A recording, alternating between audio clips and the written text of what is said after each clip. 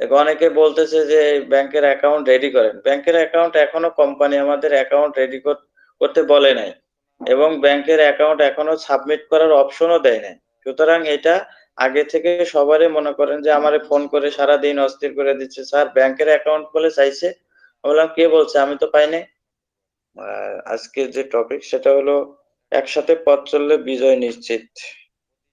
হ্যাঁ, যেমন একটা ইংরেজিতে একটা কথা আছে, কথাটা হলো ইউনিটি ইজ এ স্ট্রেংথ। হ্যাঁ, একতাই শক্তি, একতাই বল।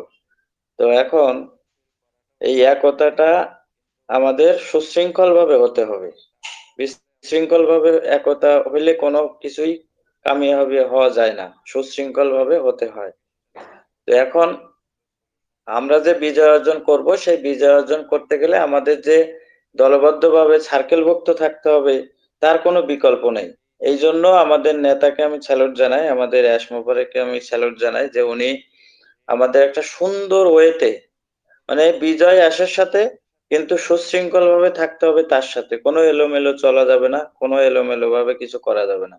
এবং আমাদের সার্কেল গুলো এত সুন্দর করে গঠন করে নিচ্ছে দেখেন, ওয়ান টু ওয়ান করে নিচ্ছে এবং প্রথমে 5 জন, তারপর 10 জন, তারপর এইভাবে বাড়তে বাড়তে বাড়তে বাড়তে আমরা সুন্দর একটা সার্কেল বড় হচ্ছে আমাদের সবারই। এবং দেখেন এই যে সার্কেলটা মনে করেন যে আমরা যদি না করি তাহলে আপনি একতা কার সাথে করবেন? আপনি কি আমার সাথে একতা করতে পারবেন যদি আপনার সার্কেল না থাকে? এজন্য আপনি ধরেন আমার সাথে আছেন, আপনারও তো সাথে কেউ থাকতে হবে। আপনার সাথেও তো একটা সার্কেল থাকতে হবে। তাহলেই না আপনারও ভালো লাগবে।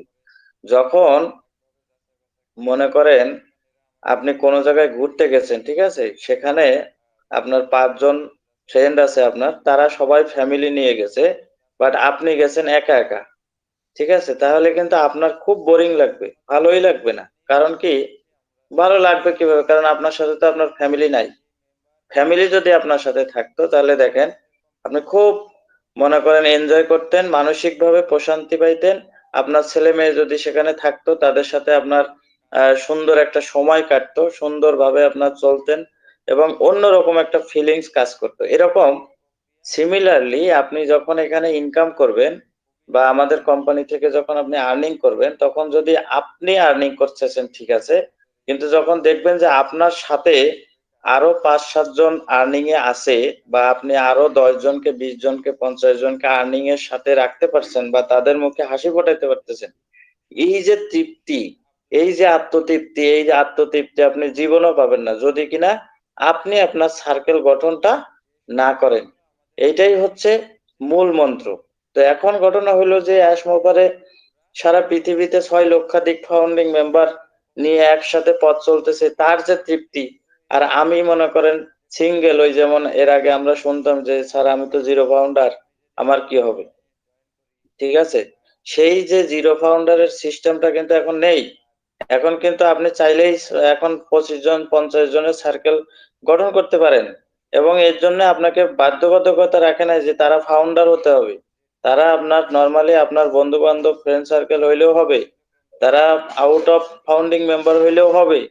কোনো ব্যাপার নেই। সুতরাং সারা পৃথিবী মাঠ খোলা আছে এবং এটা চলমান প্রক্রিয়া। সারা জীবন আপনি যতদিন বেঁচে থাকবেন ততদিন সার্কেল গঠন করতে পারবেন।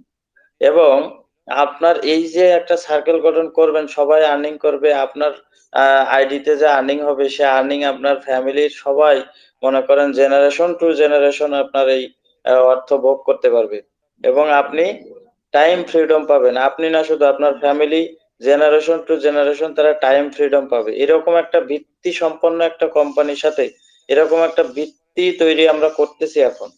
ঠিক আছে? তো এখন এই আমি আমার আব্দুল সুবহান মিটিং রুম কি মনে করেন যে এই খুব চিন্তা ভাবনা না করেই করছি, খুব চিন্তা ভাবনা করে করছি। এটা চলমান থাকবে সারা জীবন। যদি আমি নাও থাকি, আমার এই মিটিং এ যারা কর্ণধার থাকবে, যারা চালাবে তারা চালাবে।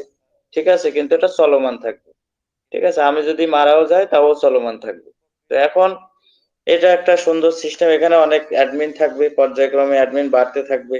ঠিক আছে? একটা জেনারেশন চলে যাবে, আরেকটা জেনারেশন এসে এটা চালাবে। তখন তারা বলবে যে এটা আমাদের বাপ দাদারা এটা চালাতো এবং এইটা করতে করতেই তারা আমাদের এই সম্পদ রেখে গেছে। ঠিক আছে? একসময় আমার ছেলেমেয়েরা এটা দেখবে তখন বলবে যে, "এটা আমার বাবা দেখতো, আমার বাবা কথা বলতো।" হ্যাঁ? তখন তারা স্মৃতিচারণ করবে। এই যে একটা সুন্দর একটা মোমেন্ট তৈরি হচ্ছে আমাদের জন্য। ঠিক আছে? এবং তাদের যে আলাদা কিছু করতে হবে, কোনো ডাক্তারি পড়তে হবে, ডাক্তারি করতে হবে, ইঞ্জিনিয়ারিং করতে হবে, কোনো কর্ম করতে হবে, সেটা করতে হবে না আশা করি। কিন্তু আমাদের এখন অনেকটা সময় যাচ্ছে, কষ্ট হচ্ছে, ধৈর্য ধরতে হচ্ছে। অনেক ধরনের মানে কষ্ট আমাদের সহ্য করে আমাদের ফ্যামিলিকে কষ্ট দিয়ে এই জায়গাটা আমাদের তৈরি করতে হচ্ছে। এই জায়গাটা কিন্তু এমনি, এমনি হচ্ছে না। ঠিক আছে? অনেক কিছু ত্যাগ তিতিক্ষার ফলেই কিন্তু আমাদের এটা তৈরি হচ্ছে। তো এটা যেটা হচ্ছে সেটা আবার আকাশচুম্বী একটা ঘটনা ঘটতে যাচ্ছে। ঠিক আছে? আবার যখন আপনার অনেক অর্থকড়ি হবে তখন অনেকেই বলবে যে আঙুল ফুলে কলা গাছ। আসলে কি আঙুল ফুলে কলা গাছ হচ্ছে? হবে? আমাদের কি মনে হয়? এটা তা না কিন্তু। কারণ ৬ টা ৭ টা বছর একটা কোম্পানির সাথে লেগে থাকা, এর চাইতে ধৈর্য আর কষ্টের আর কিছুই হতে পারে না। অর্থ তো সামান্যই।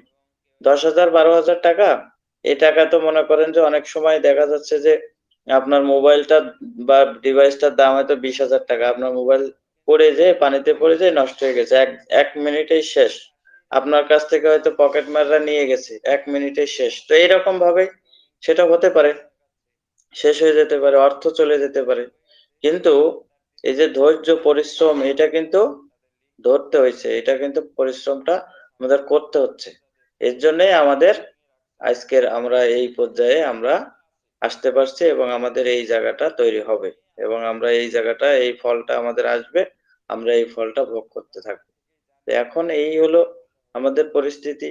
আর সারা পৃথিবীতে আসলে দেখবেন যে এ একসাথে ছাড়া একটা বড় একটা সব জায়গায় যত কোম্পানি আছে দেখবেন যে তাদেরও কাস্টমার লেভেল অনেক বেশি।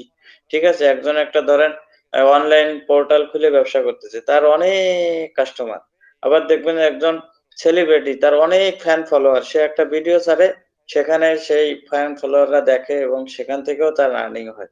ঠিক আছে? যত বেশি ফ্যান ফলোয়ার তার ইনকাম তত বেশি। তো এরকম ভাবেই ধরেন আর্নিং এর দিক থেকেও সে যে দিক থেকেই বলেন, সব দিক থেকেই দেখবেন যে ইউনিটির একটা ব্যাপার আছে। ইউনিটি একটা ফ্যাক্ট।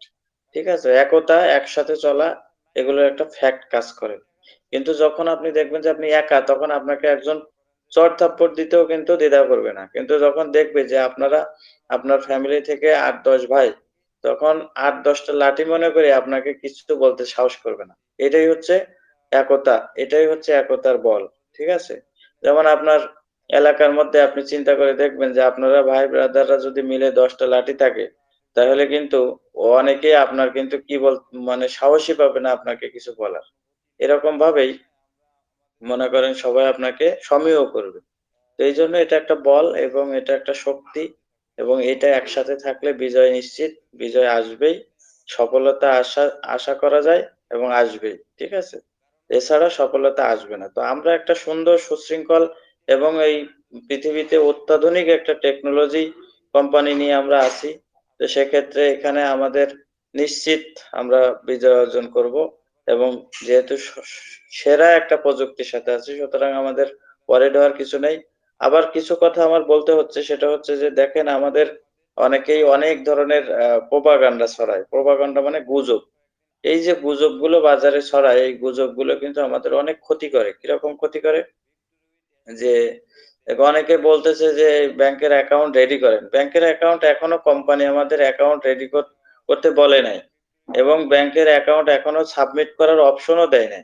সুতরাং এটা আগে থেকে সবারই মনে করেন যে আমারে ফোন করে সারাদিন অস্থির করে দিচ্ছে, "স্যার ব্যাংকের অ্যাকাউন্ট খুলে চাইছে।" আমি বললাম, "কে বলছে? আমি তো পাই নাই।" ঠিক আছে?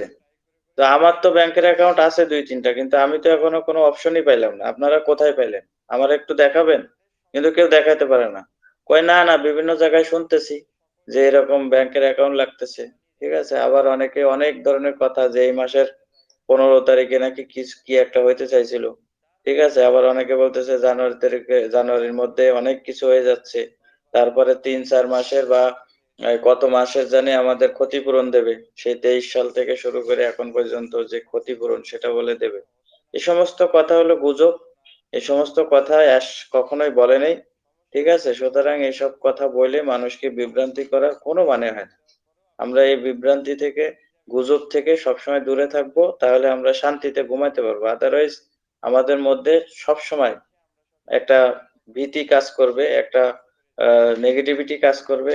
ঠিক আছে? অ্যাশের প্রতি আমাদের বিভ্রান্তি তৈরি হবে। আমাদের লিডারদের প্রতি লিডারদের মানে এই যে শ্রদ্ধাবোধ বা মানে শ্রদ্ধা ভক্তি এগুলো কিন্তু নষ্ট হবে। এগুলো আমরা করব না, এগুলো থেকে আমরা সব দূরে থাকবো। যেহেতু আজকে আমাদের আনোয়ার স্যারের আম্মার জন্য আমরা একটু দোয়া ও মোনাজাত করব। সেজন্য আমি আজকে এখানেই শেষ করছি। আল্লাহ হাফেজ। আসসালামু আলাইকুম। Over two Sirajul Islam sir. জি জি জি, ধন্যবাদ ধন্যবাদ আব্দুল সোবান স্যার। শেষ ভালো তার সব ভালো তার, কি কথাগুলো বলে গেছে আপনারা সকলেই শুনছেন। খুব সুন্দরভাবে আমাদের কিন্তু সাবলীল ভাষায় বোঝাই দিতে, এবং আমরা কেউ যাব না। আমাদের আনোয়ার স্যারের মা অসুস্থ, স্যার দোয়া করবেন, আমাদের বাপ মার জন্য দোয়া করবেন, আমাদের জন্য দোয়া করবেন। আমরা কেউ যাব না। রোজ তো সকাল সকালে চলে যাই, আজকে একটু পরে যাই, একটু থাকবেন। তা ধন্যবাদ, আমি আর বিলম্ব করব না। গাজী আনোয়ার স্যার আপনি আসবেন, আপনার আম্মার জন্য দোয়া অনুষ্ঠানটা করুন। আর